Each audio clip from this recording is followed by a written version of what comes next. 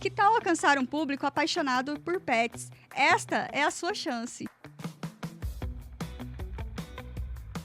Anuncie com a gente e leve a sua marca para quem realmente importa. Quer saber mais? Entre em contato conosco agora mesmo.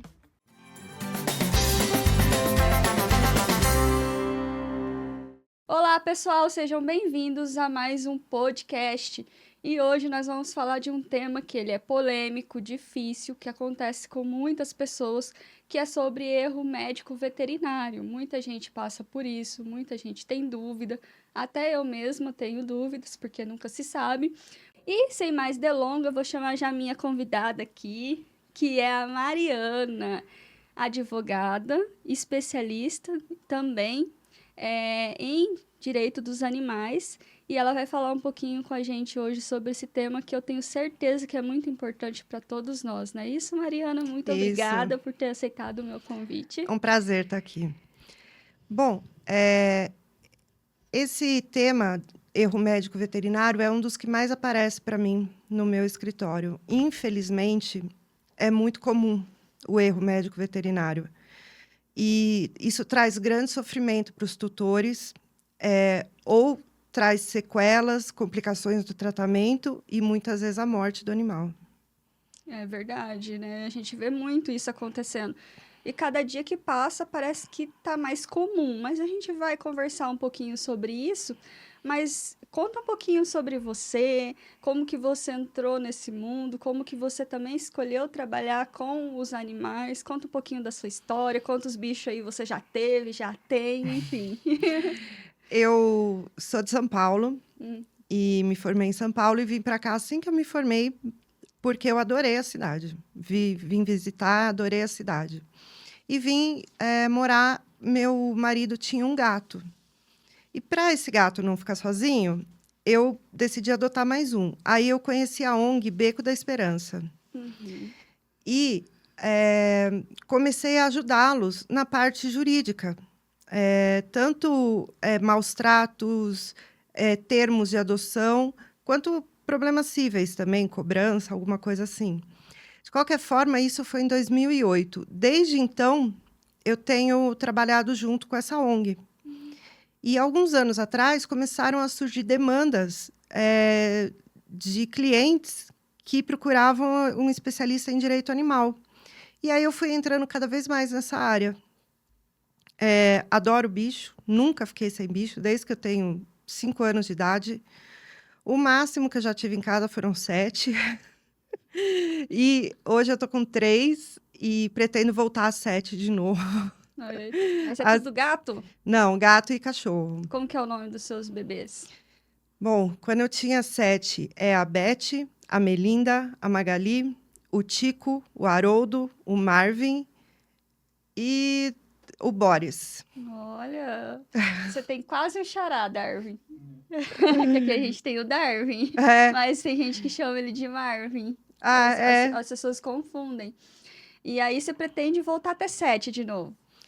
Eu não fico sem bicho e quanto mais, melhor. Ai, que legal. Você tem até uma tatuagem de gatinho. É da Elis. Ela já é falecida? Já. Já? Morreu por problema renal, mas nesse caso não houve erro veterinário. Ela foi muito bem tratada e eu não precisei me preocupar com isso. Ah, que legal. A gente que gosta de animais, ainda mais gato. Eu já tive 7 só gato. 7 gatos, né? E a gente, quanto mais tem... Eu vim pra cá, porque eu também sou de fora, eu vim pra cá com 5 animais. 2 gatos e 3... minto, 2 cachorros e 3 gatos. Então, a gente... Você sabe como é. Onde a gente vai levando esse monte de bichinho com a gente, né? Vamos falar um pouquinho, então, sobre o nosso tema aqui. Como saber se de fato foi um erro médico ou foi apenas a complicação ali mesmo do tratamento? Porque às vezes acontece, né? A gente tem um animalzinho, leva lá e dá ruim, e ele morre. Sim, a medicina... Para não confundir, sabe? A medicina, tanto para humano quanto para animal, ela não dá garantia de um bom resultado. É um tratamento. Então, vamos começar. O erro médico, ele se caracteriza pela negligência, imperícia e imprudência. Normalmente, o tutor percebe a imperícia ou a negligência de um profissional. Tem casos muito simples. Um pós-operatório que não foi feito. Então, o tutor faz uma cirurgia com o animal dele e é mandado imediatamente para casa. Não pode. Fica internado para ver o pós-operatório. Uma infecção pós-cirúrgica causada por falta de asepsia na sala cirúrgica. Um remédio que foi dado errado ou deixado de dar um remédio que precisava. O tutor ele tem uma sensibilidade para perceber. Normalmente, os casos que chegam para mim são efetivamente de erro médico. É raro o tutor não perceber. Agora, complicações comuns acontecem.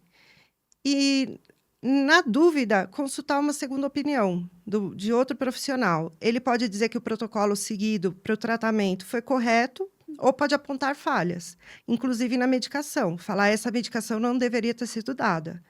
E uma segunda opinião é válida. Legal, porque acontece, né? Eu acho que também tem a questão do emocional, né? Porque às vezes você se abala tanto com a perda do animalzinho que você fica também tentando entender e muitas vezes você pode também se enganar e falar assim, bom, o veterinário não tratou bem ali, não foi bem isso. E você tirar essa dúvida com outro profissional, eu acho que é o mais sensato, porque aí ele tá olhando de fora, não tá com o emocional ali junto. Normalmente, o bom veterinário ele vai dar uma assistência que vai deixar o tutor, até onde é possível, mais tranquilo. O profissional que não dá retorno, o tutor entra em contato, alegando alguma falha, o veterinário não vai na clínica ver o animal, já é uma negligência em relação ao tratamento. Então, o tutor, ele percebe quando o veterinário está deixando de dar a assistência que deveria dar. Lógico, todo animal que fica doente, o tutor sofre. Mas o bom veterinário vai explicar qual o protocolo, quais são as previsibilidades de cura do animal ou melhora, e o tutor fica mais tranquilo. Porque pode acontecer também da pessoa, por exemplo, mandar um WhatsApp ali e o especialista, né, o veterinário, ele não te dá um retorno, né, te deixa no vácuo eterno, né? Isso é muito comum. Isso é muito comum. Na verdade, é meio que comum a gente percebeu aqui que da região, viu? É bem comum em todos os cantos a gente percebe que tem um costume também de não dar retorno de mensagem. A gente achou até diferente, assim, que da onde a gente veio, quando alguém manda mensagem, a gente responde. Eu trabalho no Brasil inteiro, né? Eu recebo clientes de todos os lugares. E não responder o WhatsApp, questionamentos, é comum. Em todos os lugares. Eu não sei qual a postura do veterinário que leva a isso. Por que ele não responde? Mas é comum o veterinário não responder e isso agrava a situação do paciente. Sempre, quando o tutor entra em contato, é porque existe um problema. Ele não entra em contato para conversar apenas. E o animal que não é atendido agrava a situação dele. E, nesse caso, é negligência também. Nossa, é complicado, né? A pessoa que lidar com o público, você tem que estar disponível, né? Eu acho que disposto seria mais apto. Sim, a medicina, né? Tanto a humana quanto a veterinária, o tratamento não pode parar no final de semana. E falando de responsáveis, assim, quem que é o responsável? Por exemplo, eu tive um petzinho, deu ruim e ele faleceu. E aí eu falo, e agora? Quem que é responsável? Foi o veterinário? Foi a clínica? O estagiário? O assistente? A recepcionista? Enfim, quem que é o responsável, por exemplo, se eu quero fazer ou dar entrada em um processo? Sim. A clínica é sempre responsável por uma relação de consumidor e fornecedor. Ela vai ser sempre responsável, ainda que tenha sido um estagiário ou um assistente. O profissional também pode ser responsabilizado. E, nesse caso, cabe tanto processo quanto denúncia no Conselho Regional de Medicina Veterinária. Vai ter que ser apurado a responsabilidade, quem que cometeu o erro. pode ter sido o estagiário que deixou de dar uma medicação no horário correto e por isso o animal piorou, veio a falecer. Pode ser, fazendo um complemento, o estagiário é sempre supervisionado por um veterinário. E o veterinário responde também pelos atos do estagiário. Então, sempre vai ter o veterinário que atuou diretamente no caso, e havendo clínica, porque existe veterinário independente, mas havendo uma clínica, um CNPJ, você também pode processar a clínica.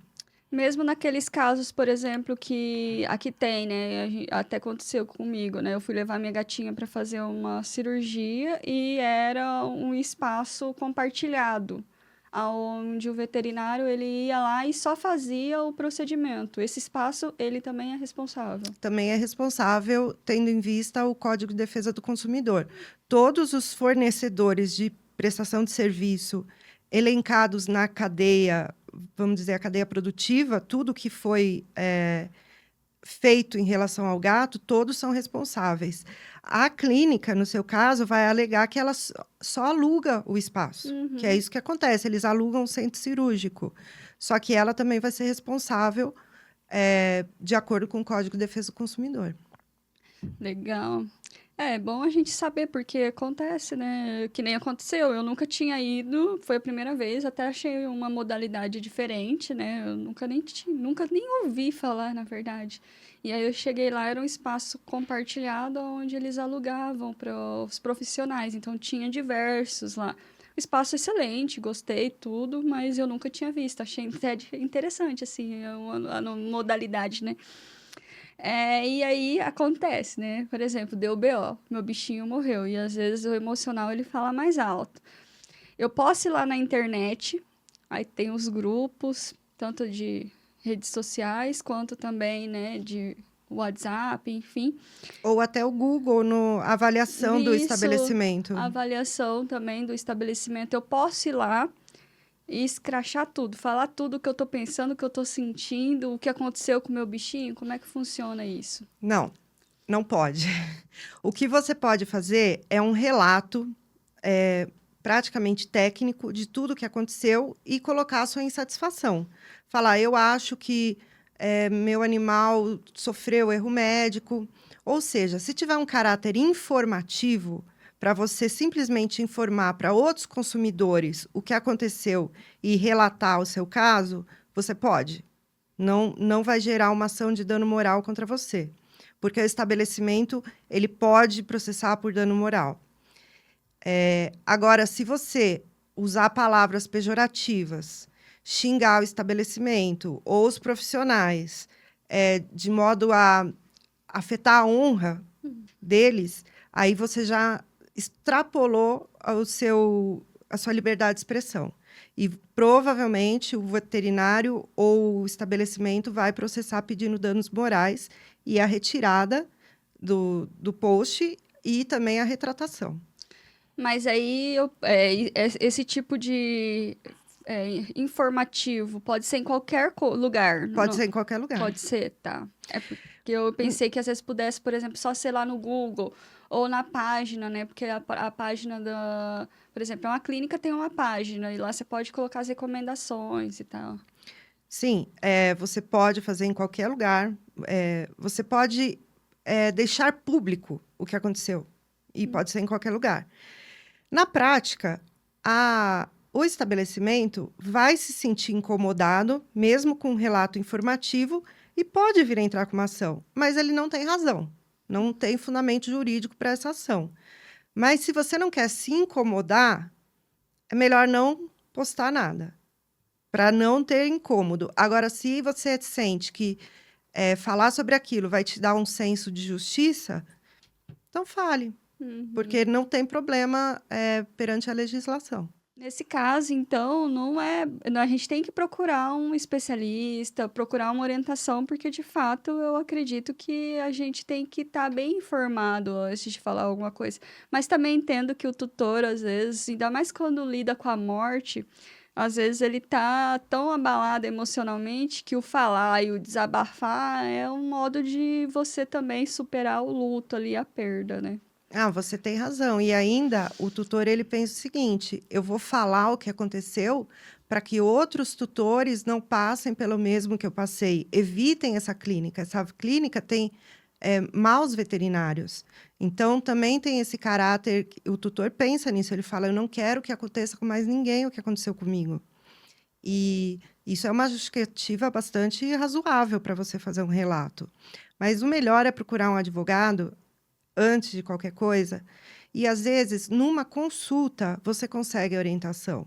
Não quer dizer que você tem que contratar o advogado e pagar os honorários e abrir um processo, mas a consulta já pode te orientar como proceder. E às vezes o caso, ele é mais simples, né? Por exemplo, não é uma morte. Às vezes aconteceu do animalzinho ali ter uma intoxicação, enfim, ter alguma coisa ali que não levou ele à morte. E às vezes a falha de comunicação entre o tutor e a empresa também pode gerar um ruído que dá muito BO. E você falar com um especialista, ele vai te orientar e muitas vezes não vai até formalizar sendo um processo, porque às vezes o que faltou foi a conversa ali, né, entre as partes. Eu acho que também pode ser uma alternativa, né? Sim, muitas vezes, apesar de ter havido um erro médico, por exemplo, um remédio que foi dado na hora errada e, por exemplo, um paciente diabético e a glicose dele subiu por causa disso e teve que ter uma intervenção, mas não teve maiores sequelas. Você pode conversar com a clínica e falar assim: olha, vocês falharam na prestação de serviço, eu não vou pagar essa prestação de serviço porque ela não atendeu a expectativa e resolver o seu problema. Não é uma coisa que demanda uma ação judicial. E aí eu vou para a via de fatos, vou querer colocar a clínica ali na justiça. O que é necessário, por exemplo, relacionado ali a provas mesmo? Quais são as provas que você indica que a pessoa tem, assim, que são essenciais? Bom, o prontuário médico é fundamental, mas, às vezes, o veterinário que sabe que errou se nega a entregar o prontuário. Só a negativa de não entregar o prontuário já é uma infração ética no CRMV. Então, só isso já é causa de denúncia.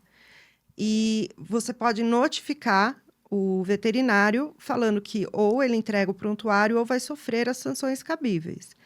Além disso, mensagem, áudio, vídeo, fotos do animal, testemunhas, casos correlatos, se você tiver outras vítimas da clínica e conhecer as vítimas, você pode provar que essa conduta é reiterada do estabelecimento ou do veterinário. Então, assim, toda a prova documental, testemunhal e também você pode pedir um laudo pericial para um outro veterinário e ele vai detalhar qual foi a falha no procedimento e com esse laudo particular você tem o fundamento técnico para entrar com a ação. Legal. E eu posso chamar uma testemunha de dentro do estabelecimento, por exemplo, uma recepcionista, até mesmo outro profissional de lá de dentro para ser essa testemunha? Pode, mas é uma questão de estratégia do advogado. Uhum.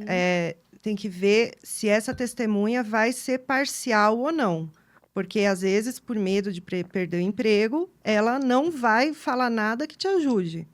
Agora, se for uma testemunha que trabalha no estabelecimento e está já revoltada de ver tantos casos, tantas mortes, e ela quer fazer justiça, pode ser uma boa você chamar ela, mas o advogado vai ter que entrevistar essa pessoa e ver se ela é uma boa testemunha ou se vai acabar prejudicando.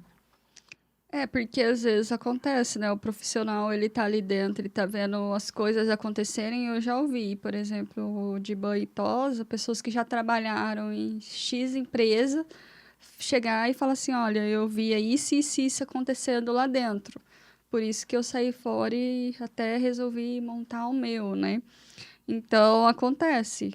Só que Eu acho que também vale a dica, né? Esses profissionais que estão lá dentro, seja você a pessoa que está fazendo a limpeza, servindo o cafezinho, a recepcionista, de você também ter coragem de denunciar se você está vendo esse tipo de coisas dentro de uma clínica veterinária, de um hospital, enfim, de um estabelecimento, porque a gente percebe que é com isso que muitas vezes são presas pessoas, são fechados estabelecimentos. Então, eu sei que é complicado para quem está ali, né? Mas eu acho que vale ter uma coragem e fazer isso, porque muitas vidas elas podem ser salvas, né? Sim, você tem que frear a prática do erro médico. E você freia essa prática com punição e indenização. Eu costumo dizer que a indenização é o que faz o estabelecimento sofrer. É lá que ele vai sentir que ele errou, porque muitas vezes ele não tem uma autoconsciência de que fez o tutor sofrer uma dor que não precisava sofrer. Então, eu acho que a indenização e a punição do CRMV são fundamentais. Que nem acontece aí também, né? Muitas vezes as pessoas elas vêm a público, né? E muitas vezes é o tutor falando especificamente de animais que vem a público e fala assim, olha, meu animal aconteceu isso, isso e isso. E o caso ele fica tão grande, as pessoas se mobilizam tanto que são criadas leis em cima disso, que são modificadas leis, que as coisas ficam mais rígidas, né? Então, eu acho que é importante, sim, a gente falar, não somente quem está dentro de um estabelecimento, mas o tutor também, ele falar, mas eu acho que também tem que ter um bom tom na hora dessa fala para não se prejudicar É também. bem útil deixar público, seja na internet ou às vezes numa rede de televisão. Você previne que outras pessoas sofram o mesmo que o tutor já sofreu. Exatamente. E falando do animalzinho em si, ele pode ser o autor da ação? Ele pode ser ali o principal mesmo, falar assim, olha, Eu assim, sofri, né? é, Eu sofri. aham, Então, essa é uma questão polêmica ainda. Pela legislação, o animal não tem personalidade jurídica. uhum, Então, ele não poderia ser autor. Só quem tem personalidade jurídica pode figurar no polo de uma ação penal ou cível. Mas existem decisões recentes aceitando que o cachorro ou o gato seja considerado autor da ação desde que representado pelo seu tutor. Seria mais ou menos parecido com o caso de um menor de idade. Então, você coloca o menor de idade como autor da ação, representado pelo pai, pela mãe. Então, são casos fora da legislação, entendimento particular de alguns juízes que consideram os animais seres sencientes e dignos de proteção jurídica, o que eu acho muito válido e muito importante. E o que se espera é que a legislação mude. Geralmente, a gente fala que as mudanças sociais vêm antes da mudança da legislação. Primeiro, é preciso ter uma jurisprudência inovadora, a jurisprudência é o que os juízes decidem, inovadora, e depois a lei se transforma. Então, eu acredito que em breve, e o em breve que eu falo são 5 anos, um pouco mais, os animais possam ser autores. Hoje já é possível, só que vai depender do entendimento do juiz, de cada juiz, porque pela legislação não pode. Esses tempos eu vi um caso em que o cachorro foi autor da ação contra a tutora. Nesse caso, quem que seria o responsável por O ele? representante. É, Pode ser a ONG que acolheu o cachorro, pode ser o Ministério Público, pode ser alguém que adotou esse cachorro, uma pessoa comum que não seja de ONG. Qualquer um que estiver responsável por esse cachorro pode representá-lo judicialmente. E esse caso que você falou, o cachorro sofria maus tratos da isso. tutora. Uhum. Então, o que acontece? O animal vai entrar contra a tutora, pedindo indenização moral para ele pelo sofrimento que ele passou. E é uma boa estratégia, porque o animal tem direito a ser compensado, não financeiramente, mas que recaia uma responsabilidade sobre o tutor que cometeu maus tratos. Uhum. Foi exatamente isso que aconteceu. Eu achei até assim, que os juízes eles estão mudando, né? Essa Sim. mentalidade em cima do animalzinho ali, né? E o que está incluso ali na indenização e nos danos, né? O que eu posso estar pedindo ali quando eu faço esse pedido e aí já saiu tudo? Uhum. O que vem junto? A gente fala indenização moral e indenização material. A Uhum. indenização material é tudo que você gastou em dinheiro com aquele pet. Tudo que você gastou no passado, pode ser o reembolso do serviço prestado também, se o serviço prestado não foi eficiente, e pode ser gastos futuros. Às vezes você tem que pagar fisioterapia, ou pagar medicamentos, ou uma nova cirurgia, um novo atendimento em outro hospital veterinário. Então, você pode pedir o ressarcimento de gastos que ainda vão acontecer também. Mas tudo que for financeiro, esse é o dano material. Tudo que for relativo a dinheiro. E o dano moral é o sofrimento psicológico que o tutor sofreu. O abalo emocional que ele teve. Vai haver uma compensação. E o dano moral, ele tem vários entendimentos. O entendimento que eu sigo, que eu prefiro, é que ele tem natureza compensatória, punitiva e pedagógica. Então, ele vai compensar o seu sofrimento, ele vai punir quem praticou não é maus tratos, o erro veterinário, e vai ser uma forma pedagógica para mostrar para a sociedade que aquele comportamento não é tolerado pelo Poder Judiciário. Então, o dano moral, você visa atender esses 3 pontos. Legal. E aí, esse dano moral, nesse caso, não sei se já aconteceu, mas pensando naquilo que o animalzinho, ele também pode ser autor da ação, ele também pode receber. Por Pode. exemplo, para um tratamento relacionado ao psicológico dele, né? Sim. Para tirar o medo, tirar um trauma, ele pode receber, sim. E eu sempre falo que o dano moral não é só do tutor, o tutor que levou o animal no veterinário, mas a família também. Então, quem pode processar? Os filhos, a mãe, o pai, a avó que morava junto com o cachorro, todo mundo pode ser autor da ação pedindo dano moral, porque todo mundo sofreu. E também o cachorro. O cachorro também sofreu. Todos eles podem ser autor da ação. Nossa, que interessante.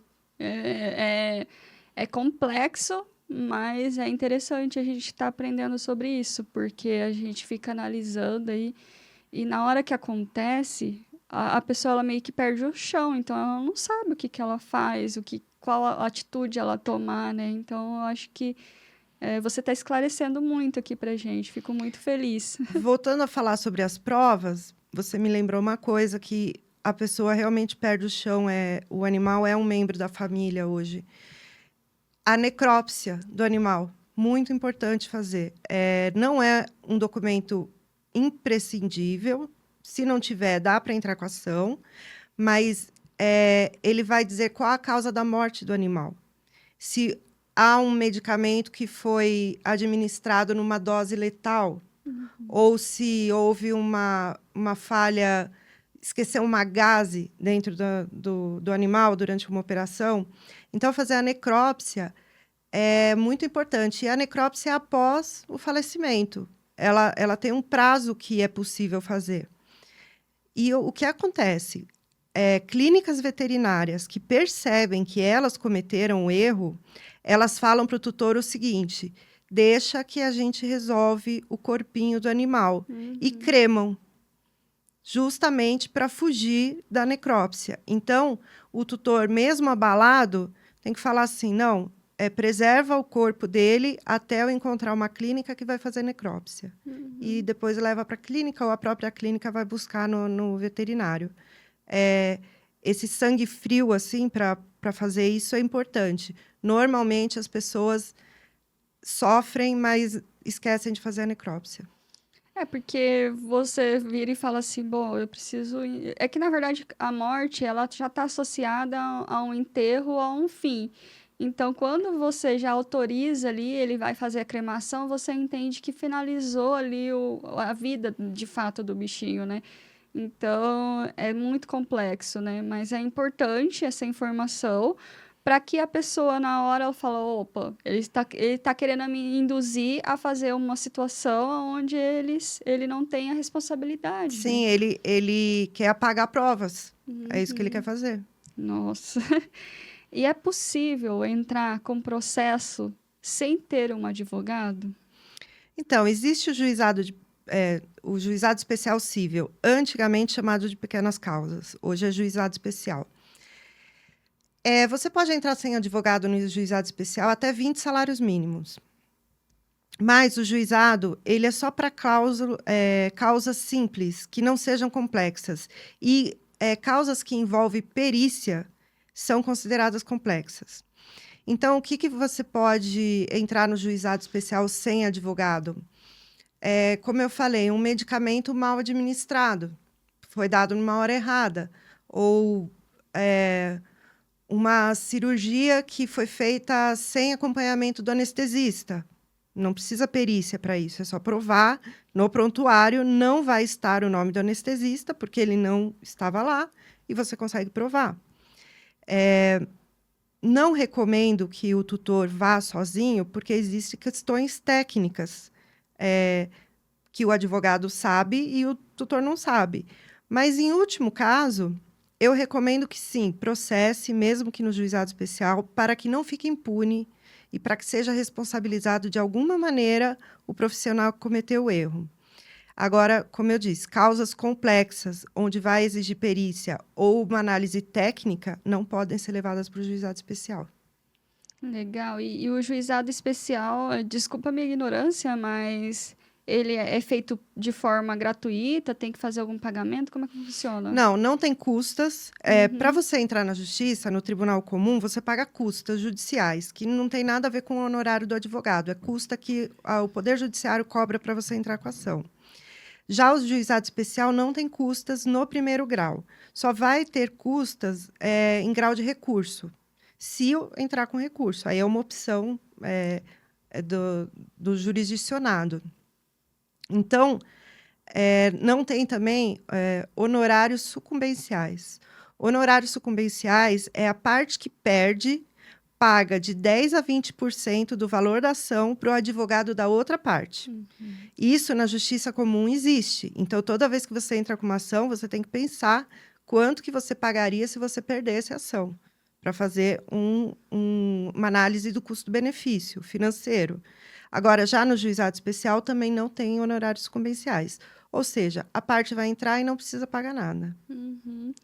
No seu caso específico, quando você entra com uma ação ali junto com o tutor, logo no início você já recebe seus honorários ou você espera passar todo o processo ali mesmo do... Não, eu cobro honorários contratuais, que é no momento que se assina o contrato, e os honorários de êxito, que é uma porcentagem sobre o proveito econômico que a parte vier a ter. Então, se eu conseguir uma ação uma indenização de 30 mil reais, eu vou ter uma percentagem de 10% a 20% sobre esse valor. Isso porque o processo demora. O processo demora muito e os honorários contratuais acabam sendo diluídos em 2 ou 3 anos. Então, os honorários de êxito acabam complementando esse valor. Então, assim, é que você está falando, vai me surgindo dúvidas. Se eu processo, ou pode ser geral, você me diz aí, se eu processo, por exemplo, eu sou tutor e faço esse processo, ele vai demorar mais tempo por se tratar de animal ou é normal, assim? Não, o tempo que vai demorar é o tempo que todos os processos demoram, tá? Uhum, O juizado especial, voltando a falar dele, é mais rápido, porque tem menos recursos possíveis no juizado. Então, ele é considerado mais célere. Só que o rápido do juizado especial é 1 ano. Isso, para advogado, é rápido. Para o cliente, não. É claro que não, é muito tempo. Mas um processo na justiça comum, eu diria 2, 3 anos no primeiro grau. Nossa, é um tempinho, né? Eu tenho que ter disposição para poder fazer, né? Disposição e ter um controle emocional. Porque o que vai acontecer? O tutor, durante todo o processo, ele vai lembrar do que aconteceu. Então, é um desgaste emocional que o advogado, junto com o tutor, vão decidir se vale a pena ou não.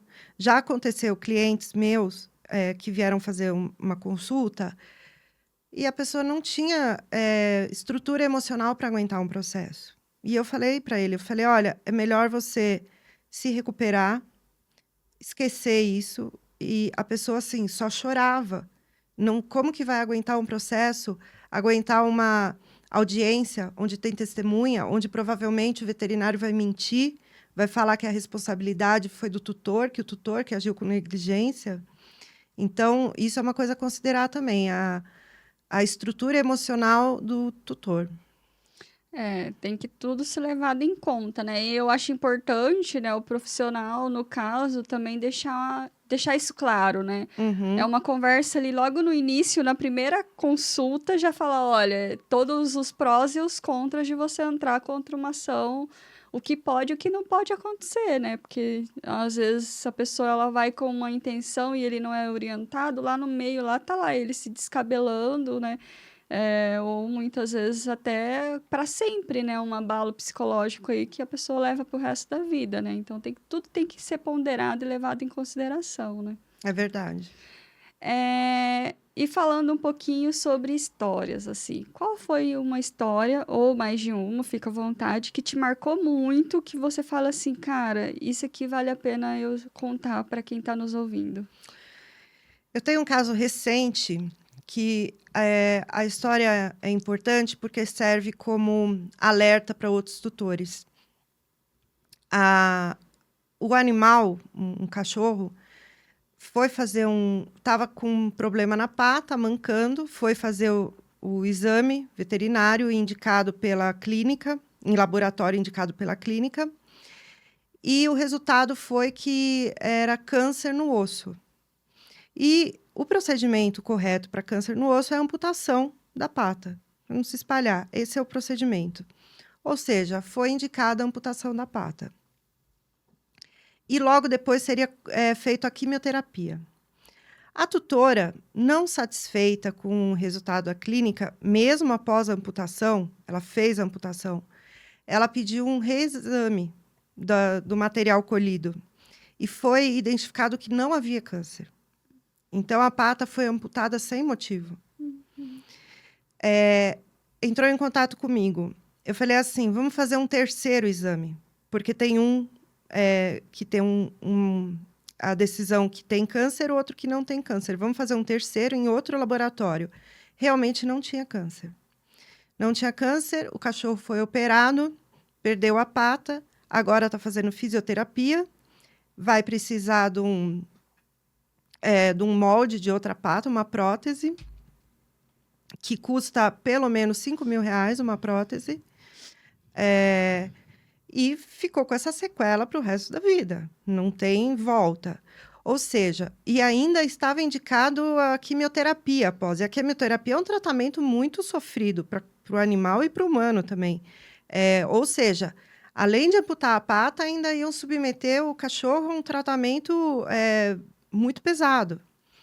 Então, o que eu recomendo para o tutor? Quando for pesquisar uma doença muito grave, que necessite uma operação, uma amputação, alguma coisa muito grave, faça 2 exames. Não se contente com o primeiro.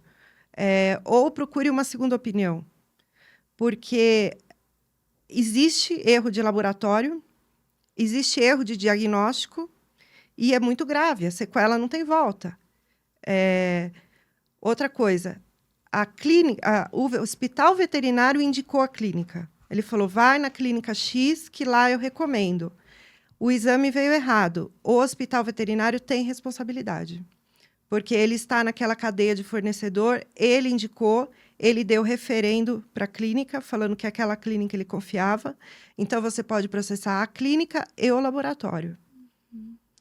Nossa, gente, é bem complexo, né? Mas eu acho que é de muita importância tudo isso que você está nos contando, nos orientando aí, porque de fato acontece, né? Porque do outro lado a gente sabe que também tem humanos, né? E mesmo que a porcentagem seja mínima, pode acontecer de ter um erro, né?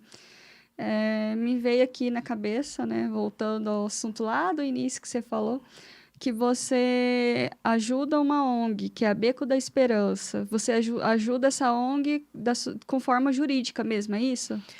Eu ajudo juridicamente e também financeiramente de várias maneiras, doando roupa para o bazar, doando eh, caminha, tudo que os animais possam vir a usar, ração, às vezes dinheiro, comprando a rifa. Então, assim, eu ajudo a ONG, mas eu sou uma voluntária na parte jurídica. Uhum. Tudo que a ONG precisa juridicamente, estando no meu know-how, eu faço. Eu faço alguma coisa trabalhista, cível, como um contrato de locação, ou uma compra e venda de um material que precisa ser resolvido, que deu algum problema, mas faço também maus tratos, termo de doação, indenização. Já houve o caso de uma adotante Uhum. que a ONG, quando ela doa um animal, ela faz questão que o apartamento ou a casa seja telada, que o Uhum. animal não tenha acesso à rua. Tem um termo e a pessoa se compromete. A adotante deixou o animal fugir, o gato fugir, e ele sumiu. Ou seja, notificamos a adotante e pedimos uma indenização em favor da ONG porque ela descumpriu o contrato. E nesse caso, a ONG Beco da Esperança, eles resgatam gatos. Ou eles resgatam cachorro também, Não, é só de gato. de gato, né? Depois a gente coloca aqui, né, Darwin? Tenho uma pergunta pra Tem uma senhora. dúvida do nosso primeiro ouvinte. Num caso como esse que você falou, que pediu uma indenização em favor da ONG, né? Onde que se sustenta o valor dessa indenização? Essa indenização extrajudicial, porque não foi apreciada pelo Poder Judiciário, foi uma solução, entre aspas, amigável, ela é um acordo. O acordo, ele não tem parâmetro fixo. Eu vou falar o quanto eu quiser, né? No caso, isso faz uns 10 anos, esse caso, eu pedi R$ 2.000. Se fosse hoje, pediria 5. Mas, assim, o valor é o que eu quiser. E a pessoa aceita se ela quiser. Não tem nada vinculando. Só que a questão é a seguinte: eu falei para ela, se você não fizer por acordo, nós vamos fazer judicial. Porque Uhum. você descumpriu um contrato que você se comprometeu a não deixar o gato fugir. Então, ou a gente faz acordo ou faz judicial. E a pessoa aceitou o valor e resolvemos a questão ali. E o gato não achou mais. Não. Porque às vezes. E se achar, mesmo assim você pode pedir uma Sim, indenização. sim, porque o contrato foi descumprido. Uhum. Ô, dó. O duro com o bichinho. É isso que é a dureza, né? Porque às vezes você pede. O dinheiro é só pra mostrar pra ela a responsabilidade, né? Mas você fica pensando no bichinho que ficou por aí vagando, né? Sim. Mas é isso. Queria dar algum outro recado, queria passar alguma outra informação que você acha que seja válido para quem está nos ouvindo, nos vendo. Como já dissemos, eu acho que em caso de erro veterinário, cabe sempre procurar um advogado. Se não para contratação, às vezes a pessoa. Acontece muito, ela já gastou uma fortuna no veterinário, porque tentou salvar o bicho de qualquer forma. Eu tenho cliente que gastou R$ 19.000 com o animal. E chega que ela está com um problema financeiro e não vai conseguir contratar um advogado. Mas faça a consulta, porque ele vai te orientar, inclusive, se houver possibilidade de fazer sozinha ou tentar uma negociação com a clínica, o advogado orienta, numa simples consulta. Então, sempre vale a pena consultar um advogado. É porque coisas simples a gente já gasta bastante aí, né? Você vai levar um animalzinho ali, que nem eu levei minha gatinha pra ela fazer a limpeza, tirar os dentinhos, você já vai R$ 2, R$ 3.000, né? Sim, a medicina veterinária é muito cara. Muito mais cara que a medicina humana. Muito cara. Eu já cheguei a gastar 30 mil com um animal. Mas resgate, né? Quando eu resgatava. Já cheguei a É gastar normal. 20, 30. Você acha que não, mas gasta. É porque o animalzinho, quando ele tem algumas complicações mais sérias, cada vez o especialista ele vai ficando mais caro, os Sim. tratamentos, enfim. Então, eu acho que é válido, quando a gente fala de dinheiro, é válido a gente ter um compromisso com as coisas e também quando fala de vidas, né? Isso mesmo. Bom, muito obrigada por você ter aceitado o meu convite. Eu tava louca para poder falar com uma advogada aqui, né? Porque a gente já tem um episódio aqui falando com uma outra advogada, mas era outro tema. E eu queria falar mais sobre isso e eu ficava assim procurando. Falei, gente, onde que vai ter aqui em Curitiba? Porque de fato não existem tantos especialistas na área de animais, assim. E eu quero que você volte aqui para a gente falar de outros temas, que eu tenho certeza que a gente tem muito assunto para aprender ainda. Sem problema, será um prazer. Vamos conversar bastante. Muito obrigada. Foi muito, assim, gratificante mesmo. Eu gostei muito, aprendi muito. Eu adoro vir aqui conversar, porque a gente sempre tem algo novo para aprender. Muito obrigada. Bom, vamos lá para as redes sociais. Sigam a Mariana, que é o @Mariana_Alonso.adv, que é de advogada, nas redes sociais. Também sigam petcast.oficial e Love Pets Oficial. E, é claro, se inscrevam no nosso canal, compartilhe, deixe um like, deixe uma mensagem. Se você tiver alguma dúvida, pode deixar aqui nos comentários também. Pode falar com a doutora Mariana, que ela vai responder as suas dúvidas lá. Marca uma consulta com ela, que eu tenho certeza que não é somente sobre erro médico, né, veterinário, mas também sobre outros assuntos como maus tratos. Quais são os outros que você fala? Fala um pouquinho aí pro pessoal, que daí a gente já sabe o que vai falar com você. Embarque de animal na cabine da aeronave, problemas no condomínio, maus tratos, erro médico, erro veterinário. médico, qualquer coisa que seja relacionada a crime. A demanda que trouxer em direito animal, a gente atende. Legal, bacana. E é isso, pessoal. Se você gostou, deixa um like, compartilha com seus amigos. Muito obrigada por vocês estarem aqui mais uma vez conosco, porque afinal esse podcast ele não é nosso, é de vocês.